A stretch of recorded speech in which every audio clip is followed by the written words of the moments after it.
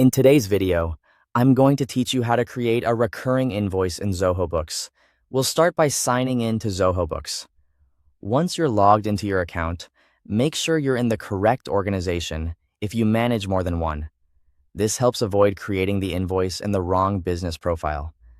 Next, open the recurring invoice section. From the left side menu, go to Sales, and then select Recurring Invoices. This is where Zoho Books lets you automate invoices that need to be sent on a regular schedule, which is especially useful for subscriptions, retainers, or repeat services. Now click New to create a fresh recurring invoice profile. In the customer name field, choose the customer you want to bill. After that, enter a profile name. This name helps you identify the recurring invoice internally, so make it clear and easy to recognize later. If needed, add an order number. This step is optional, but it can be helpful for matching the invoice to a purchase order or internal reference. Then set the recurrence frequency by choosing an option in the Repeat Every dropdown.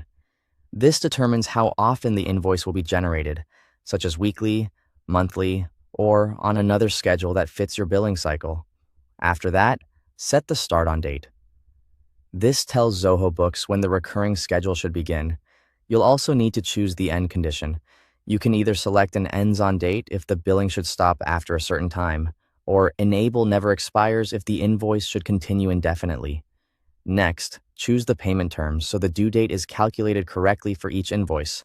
Then select the appropriate accounts receivable account. If your workflow requires it, you can also choose a salesperson, although that step is optional. Now, enter a subject for the recurring invoice. Keep it concise but descriptive, since it may appear in customer communications. In the item table, select the item you want to invoice. Then enter the quantity and rate for that item. Make sure these values are correct, because they'll be reused every time the invoice is generated. After that, select the applicable tax.